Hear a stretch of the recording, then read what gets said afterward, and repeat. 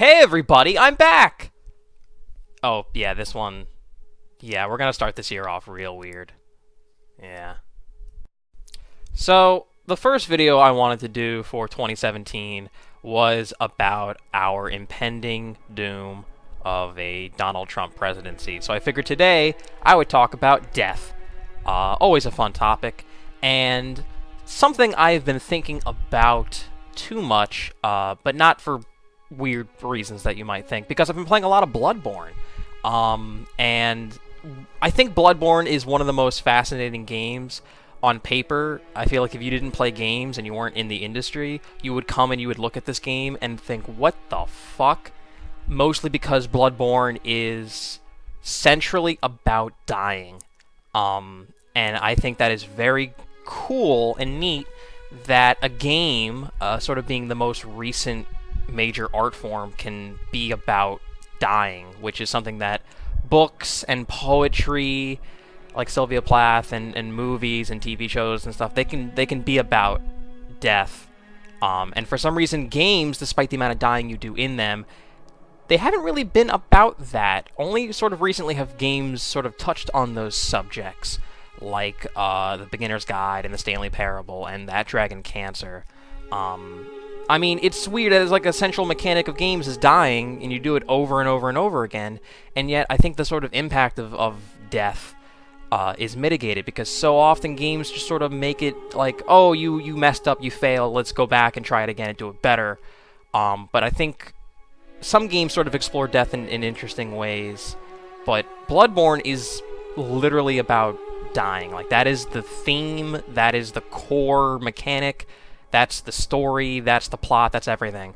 And I guess, for me, that is so cool, because if you look now, this is a painting that I really love. It's called Ophelia by Millet, and it is about the character Ophelia, who I guess is like one of the most notorious for dying, of being suicidal. And this is Gustav Klimt's Hope 2, which is about the fear of your baby dying when you are pregnant. I really love this painting, and it finally struck me that, like, I can like games that deal with death for the same reasons I like other art forms that deal with death.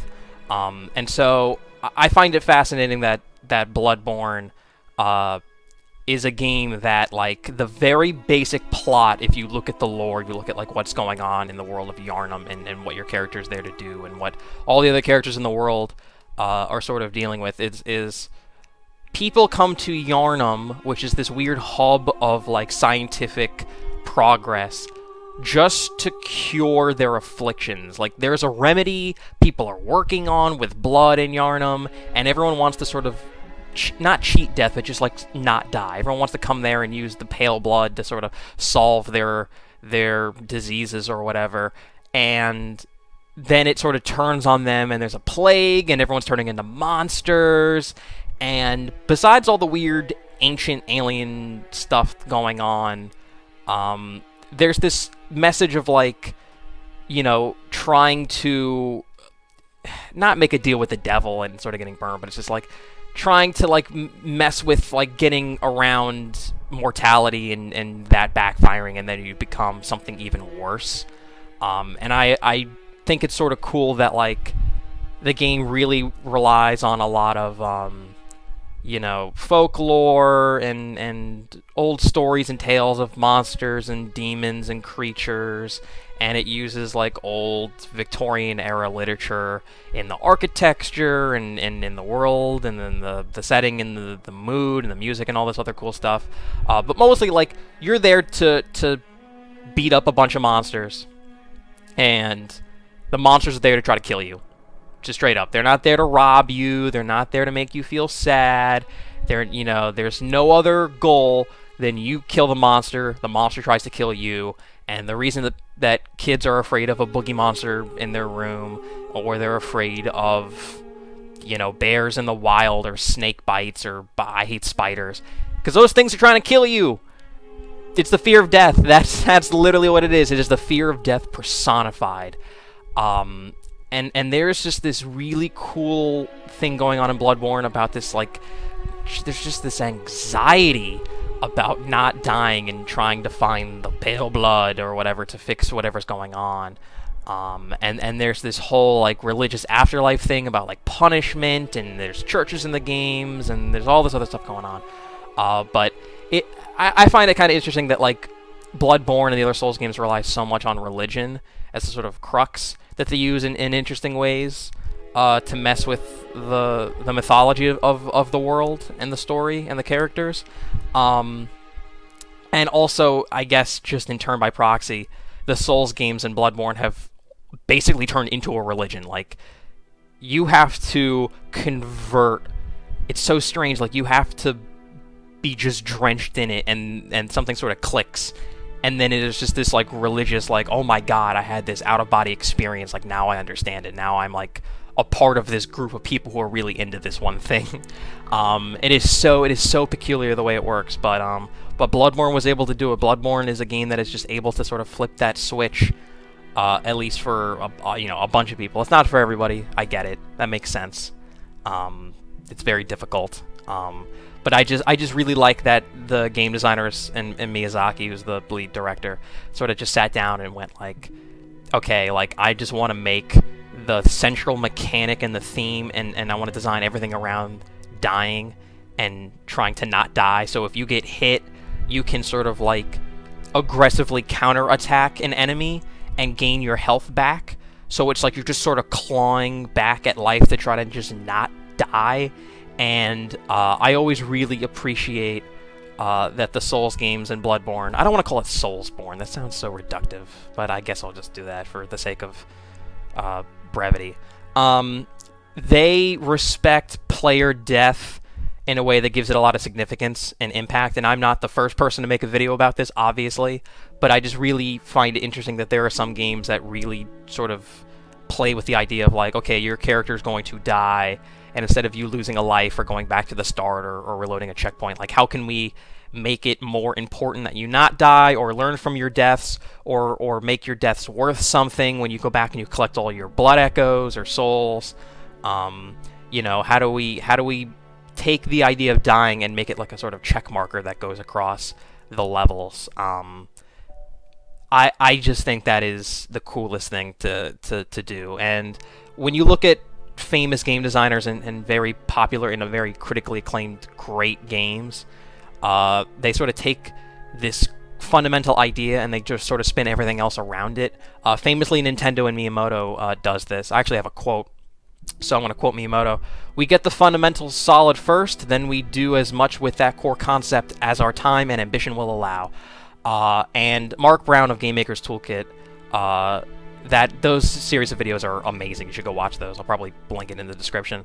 But he's touched on this as well. Like, you take a central thing and you basically just spin the story and the setting and the music and the character design, the art. Everything comes from that one central core thing. And for Mario, it's jumping, and for Bloodborne, it's dying.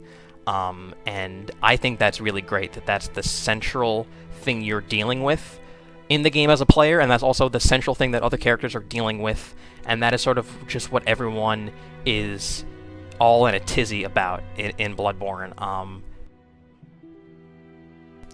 And I think more games should explore that, or explore something in a similar way, where they sort of take a central idea or philosophy, and they really just sort of spin everything else around it, whether it be the gameplay or the plot or the premise or stuff like that. So instead of sort of just taking a sequel and saying, okay, what happens to Nathan Drake now? What happens in the next Call of Duty? Where can we set the next Battlefield? The core idea of a game could be just something else. It could be just some cool thing, something you're doing, something you're trying to find. With Splatoon, it's ink. So everything is about shooting ink and being in ink and recharging your guns while you're in ink mode, and the characters being squid people, and like, that's fucking brilliant.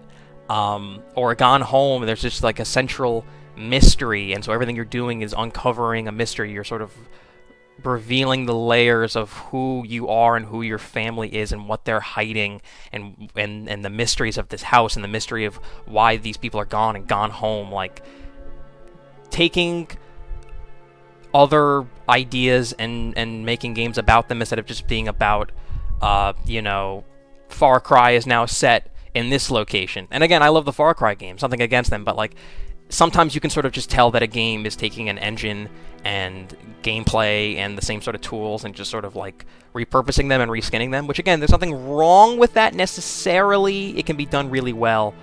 But sometimes a game can sort of rise out of the gazillions of games coming out every day, and it does something really amazing. And I think Bloodborne is one of those games that does that. So, you know, besides, I could go on and on about like the visual design and the art direction and the level design and blah blah blah blah blah.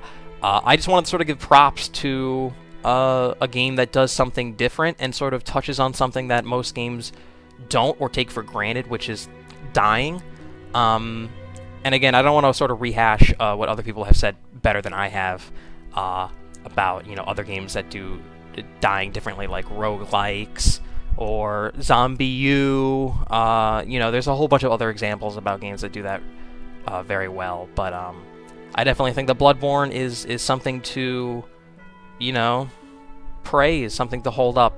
And I hope that instead of there being a sequel that just sort of just does more Bloodborne, I hope maybe they do something even more different, set it somewhere even newer, and just just keep changing what the game is about, because every game needs to be different, and I feel like that's what sets things apart, and that's what makes games really great, is instead of just sort of being like Dark Souls 2, but this time, hey guys, your health bar goes down every time you die. Like, that's a stupid decision. I mean, it's more Dark Souls, that's why no one likes Dark Souls 2.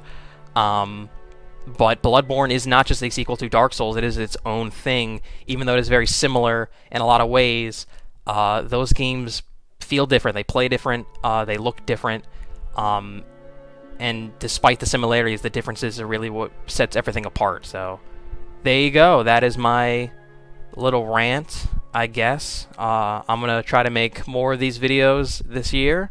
I hope you enjoy. You can follow me on Twitter at @JaredRusso. And I will see you the next time, hopefully, if we don't all die before then, because Donald Trump set off nukes.